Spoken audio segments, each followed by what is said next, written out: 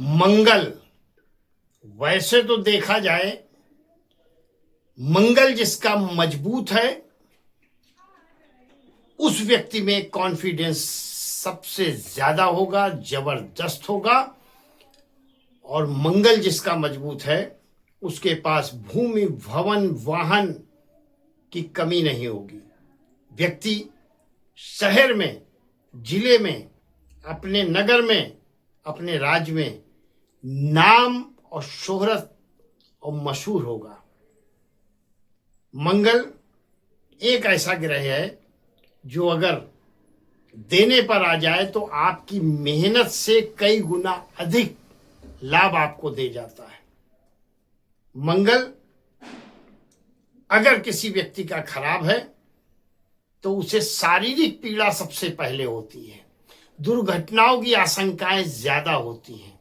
और मंगल अगर केतु जैसे ग्रह से, क्योंकि मंगल उग्र ग्रह है और केतु जैसे ग्रह से वो भी उग्र है, मोक्ष का प्रतीक जरूर है, लेकिन उग्रता पे आ जाए तो उन्माद पैदा कर देता है, एक विस्फोटक स्थिति बन जाती है। और जब मंगल और केतु का दृष्टि संबंध हो जाए और वो भी 8वीं दृष्टि का संबंध, तो ये विध्वंसकारी होती है, हानि होती है, नुकसान होता है। और ऐसा वैसा नहीं, ऐसे में आगजनी, लड़ाई, चोरी, भय, दुर्घटना तुरंत तत्काल ऐसी ऐसी घटनाएं घटती हैं। मंगल की 8वीं दृष्टि जहां पर जिस घर में पड़ती है वहां नाश कर देता है, यानी शत्रुओं का नाश करता है। और मंगल अगर केतु से संबंध बना ले, युति बना ले, तो ये विध्वंसकारी होती है, एक रौद्र रूप धारण करता है। ऐसे में आगजनी का, चोरी का, लड़ाई का, झगड़े का, सत्ता परिवर्तन का कुछ भी संभव हो सकता है। राजा को रंक और रंक को राजा बनाने की क्षमता इस युति में है। किसी भी देश हो, काल हो, परिस्थिति हो, परिवेश हो, उसमें अचानक से दुर्घटनाओं के योग बना देना इस योग का कारण होता है। किसी भी परिवार में अचानक से समस्याएं उत्पन्न हो जाना इसी योग के कारण होता है। और यह योग जो है, अंगार योग भी इसे कह सकते हैं, पिशाच योग भी कह सकते हैं। और इस योग में एक बार जो जकड़ गया तो फिर निकलना भी मुश्किल पड़ जाता है। कन्या राशि के जातक ध्यान रखें, 15 जनवरी को मंगल 5वें घर में गोचर करेंगे मकर राशि में, और केतु पर 8वीं दृष्टि डालेंगे। केतु पर 8वीं दृष्टि मंगल की जिस प्रकार से युति खतरनाक होती है, वैसे ही दृष्टि खतरनाक है। तो आज इस वीडियो में बताएंगे क्या वास्तव में मंगल की 8वीं दृष्टि केतु पर 15 जनवरी से जो पड़ेगी वो खतरनाक है या फिर आपके लिए लाभदायक है। सारी बातें इसी वीडियो में बताएंगे। तो सबसे पहले तो निवेदन है, विनती है, यदि अभी तक आपने हमारा चैनल सब्सक्राइब नहीं किया है, चैनल को जरूर सब्सक्राइब करें और वीडियो को ज्यादा से ज्यादा शेयर करें ताकि लोगों को भी हमारी वीडियो का लाभ प्राप्त हो। साथियों, 15 जनवरी को जब मंगल आ जाएंगे 5वें भाव में, तो ऐसे में निश्चित मानकर चले कि आपके जीवन में बहुत बड़ा बदलाव देखने को मिलेगा, क्योंकि मकर राशि में मंगल हो जाते हैं उच्च के। और चूंकि केतु पर 8वीं दृष्टि डालेंगे, अब शुभ मंगल की, सौम्य मंगल की 8वीं दृष्टि यहां पर आपके लिए लाभकारी साबित होगी, क्योंकि यहां केतु जो है वो इस प्रकार से आपकी मदद करेंगे 8वीं दृष्टि होने के कारण, कि आप पर लगे जो आरोप प्रत्यारोप, जो परेशानियां, जो मुकदमे, जो झगड़े, जो लड़ाई, जो विवाद अभी तक चला आ रहा था, वो निपटारे का समय होगा। समझौते की स्थितियां आपके लिए पैदा होंगी, आपके पक्ष में जीत शामिल होगी। विजय दिलाने के लिए आपको कन्या राशि के जातक को यह दृष्टि संबंध बना है और यहां पर लाभ ही लाभ की स्थितियां आपके लिए निश्चित रूप से बनी है।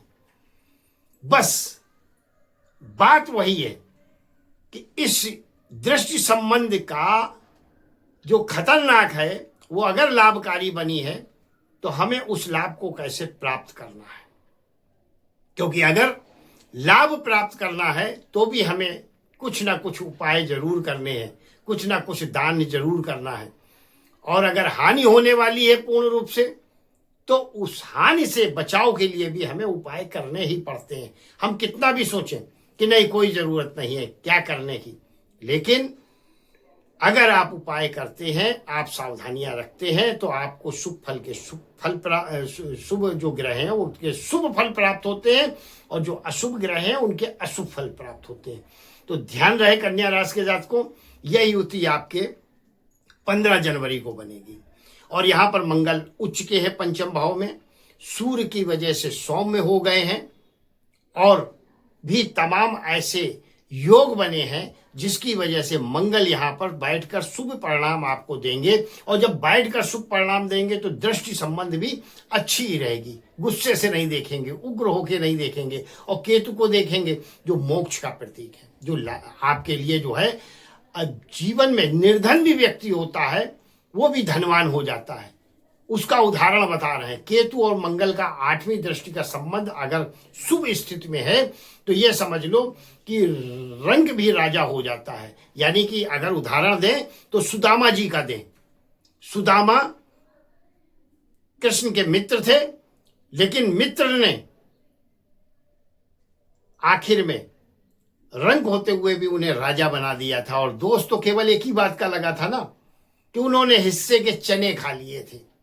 उनके गुरु ने जो चने दिए थे कि दोनों लोग जो है खा लेना, जंगल में लकड़ी जब बीनने के लिए गए हैं तो उसके बाद क्या हुआ कि सुदामा जी को ज्यादा भूख लगी थी तो उन्होंने कृष्ण के हिस्से के भी चने खा लिए। तो ध्यान रहे, जो व्यक्ति किसी का हिस्सा खाता है, किसी की बाटनी खाता है, वो जीवन भर दरिद्री और गरीब रहता है, वो कभी नहीं अमीर हो सकता। सुदामा इसका सबसे बड़ा उदाहरण है।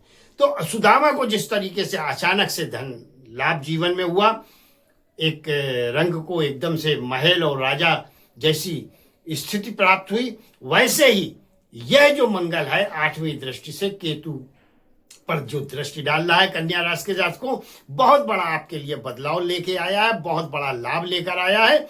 बस इस उपाय को जरूर कर लेना। पहला, केतु का संबंध भी विघ्नहर्ता भगवान श्री गणेश से है। हर हाल में बुधवार के दिन, अब चूंकि केतु का भी बुधवार है इसलिए बुधवार के दिन अपने इष्ट देवता भगवान श्री गणेश विघ्नहर्ता को हर हाल में वो जरूर 21 दूर्वा अर्पित करें। और आपकी कन्या राशि है तो सारी विघ्न बाधाओं से बचने के लिए गले में 4 मुखी रुद्राक्ष जरूर धारण करें। जीवन में कभी परेशानियां, तकलीफ, दुख, दर्द आपके नहीं आएंगे। वीडियो अच्छी लगी हो तो एक लाइक करें, चैनल को सब्सक्राइब करें।